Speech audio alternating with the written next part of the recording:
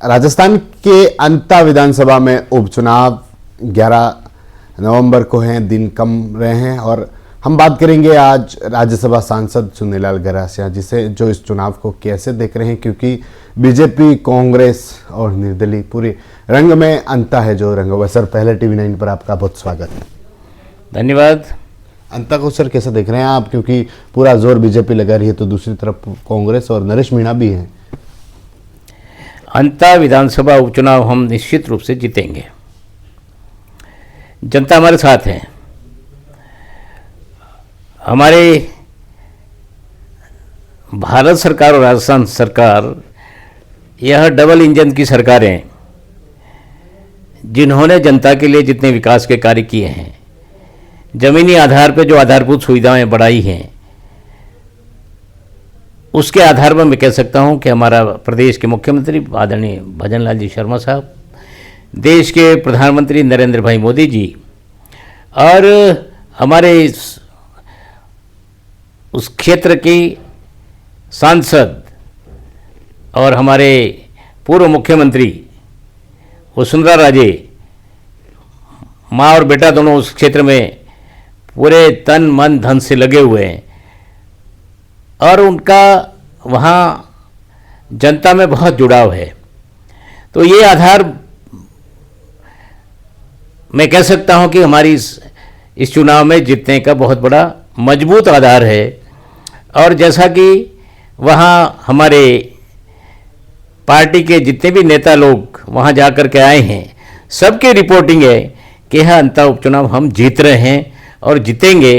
कि सरकार की अपनी पिछले 2 साल के काम करने की अपनी उत्सुकता, परिणाम और हमारे केंद्र के नरेंद्र भाई मोदी जी ने जो काम कराए हैं, वहाँ के सांसद भी भारतीय जनता पार्टी के हैं और वहाँ के विधायक भी, पूर्व विधायक भी भारतीय जनता पार्टी के था। तो क्षेत्र भारतीय जनता पार्टी का रहा है और हाड़ौती वैसे भी बीजेपी के साथ रहे हैं। इस नाते मैं कह सकता हूँ कि भारतीय जनता पार्टी उपचुनाव निश्चित रूप से जीतेगी, भारी मतों से जीतेगी।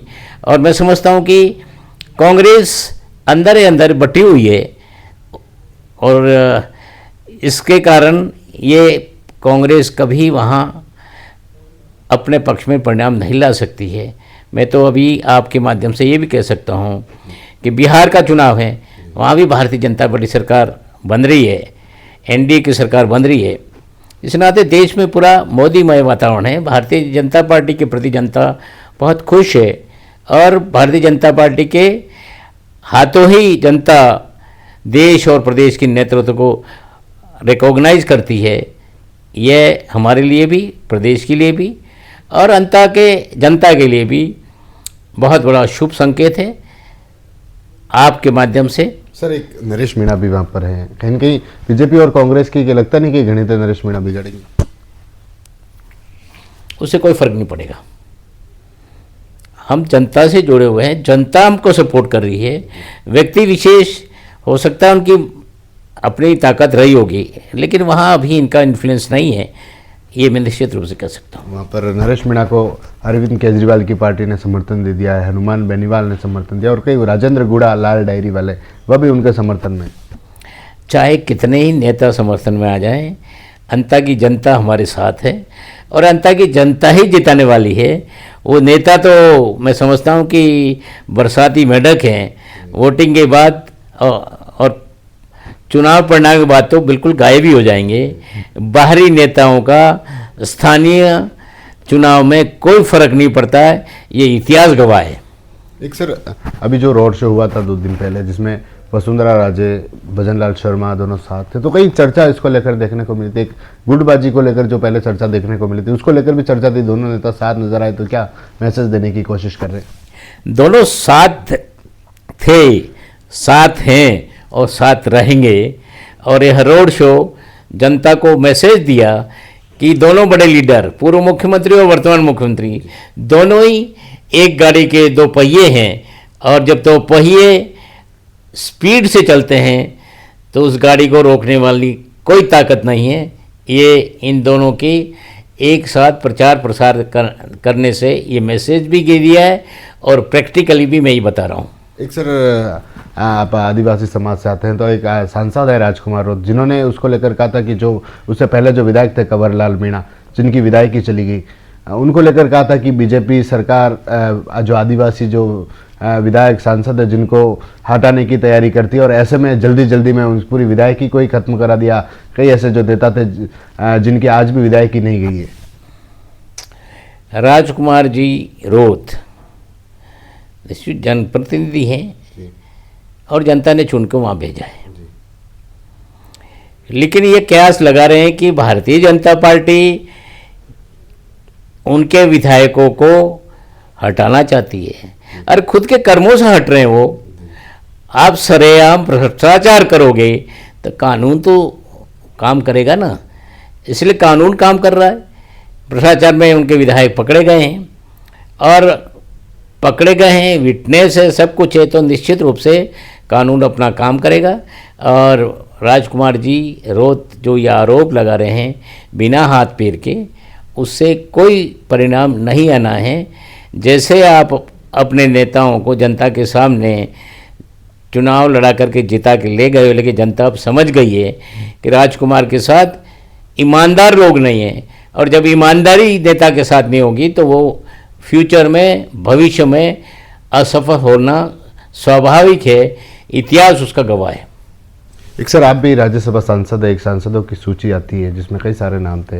राजस्थान से आप भी राज्यसभा सांसद है, एक सोनिया गांधी है, तो सवालों की सूची आती है जिसमें आपका एक भी सवाल उसमें नहीं आता है कि सवाल पूछने वालों में से, और सोनिया गांधी का भी नहीं आता, जबकि आपके प्रदेश अध्यक्ष मदन राठौड़ है जो सबसे अधिक सवालों में रहते हैं। भाई नहीं पूछा तो नहीं आया, इसका मतलब तो नहीं है कि हम एक सत्र में नहीं बोले इसलिए फ्यूचर में भी हम सक्रिय नहीं रहने वाले हैं। पिछले जो सत्र हुए उसमें बहुत सक्रिय रहा हूँ मैं, यहाँ की स्थानीय समस्याओं के बारे में, यहाँ की रेल सेवा समस्या के बारे में, अरावली के बारे में, रोजगार के बारे में बराबर मैं राज्यसभा में बोला हूँ, और जो बोला हूँ वो भी अखबारों में छपा है। अब जो अभी पिछले सत्र में मैं कुछ अस्वस्थता के कारण मैं समय पे प्रश्न नहीं लगा सका, लेकिन ये प्रश्न न लगाना कोई मैं समझता हूँ कि हमारी कमजोरी नहीं गिननी चाहिए।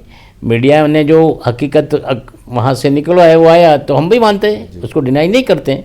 फ्यूचर में प्रश्न हम हर सत्र में लगाएंगे और हर सत्र में जागरूक है। और मैं तो पब्लिक में राज्यसभा का सांसद होते हुए मेवाड़ में, वागड़ में और इवन पूरे राजस्थान में प्रदेशों में संगठन बनाते भी जाता हूँ, और विकास के कार्य सरकार के, प्रदेश के, केंद्र के, उनके लिए भी मैं समय समय पर युवाओं के बीच में, जनताओं के बीच में जाता रहा हूँ और जाता रहूँगा। और अभी भी डूंगरपुर बांसवाड़ा का खेल कूद सांस्कृतिक प्रतियोगिता जो हमारे प्रधानमंत्री जी का एक पूरे देश में हर सांसद को जिम्मेदारी दी है, डूंगरपुर बांसवाड़ा के सांसदीय खेलकूद प्रतियोगिता मैं स्वयं करा रहा हूँ, और जिसका उद्घाटन 10 तारीख को दोनों जिलों में कराऊंगा, पूरे लोकसभा में कराऊंगा।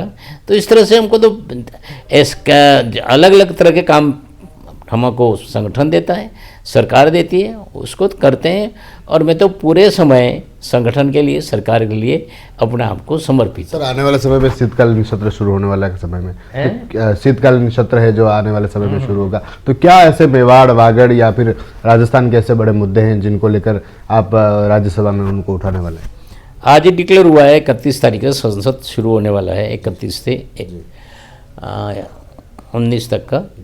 मैं उसमें प्रश्न लगा रहा हूँ। मैं अब प्रश्न लगा रहा हूँ तो अलग अलग ढंग से मैं सब अपने कार्यकर्ताओं से, क्षेत्र की जनता से पूछ करके, अब प्रश्न ही कल से शुरू हो, मंडे से शुरू होंगे क्योंकि 2 दिन छुट्टी आ गई, उसमें यहाँ की ज्वलंत समस्याओं के बारे में, विकास के बारे में, हमारे यहाँ के रोजगार के बारे में, रेलवे का नेटवर्क के बारे में, रोड्स के नेटवर्क के बारे में प्रश्न निश्चित रूप से लगाऊंगा। और मेवाड़ का, वागड़ का, जनजातीय क्षेत्र का और प्रदेश का, क्योंकि प्रदेश का सांसद हूँ मैं, उस नाते राजस्थान की भी जो समस्या है मैं सरकार के सामने प्रश्न के माध्यम से, और अन्य भी कई माध्यम हैं सदन में, हाउस में रखने, सदन में रखने का, सभी माध्यमों को अपनाते हुए यहाँ की राजस्थान के ज्वलंत विषयों का राज्यसभा सदन में उठाऊँगा। ठीक है सर, बहुत बहुत धन्यवाद आपका। तो ये थे राज्यसभा सांसद चुन्नीलाल गरासिया जी, जिनसे हमने बात की अंतम चुनाव को कैसे देख रहे हैं, आगामी जो सत्र शुरू होने वाला है। सत्र में क्या मेवाड़ वागड़ से रहने वाला है, क्या सोचते हैं जनता चुनाव को लेकर, TV9 के लिए राजेश डांगी।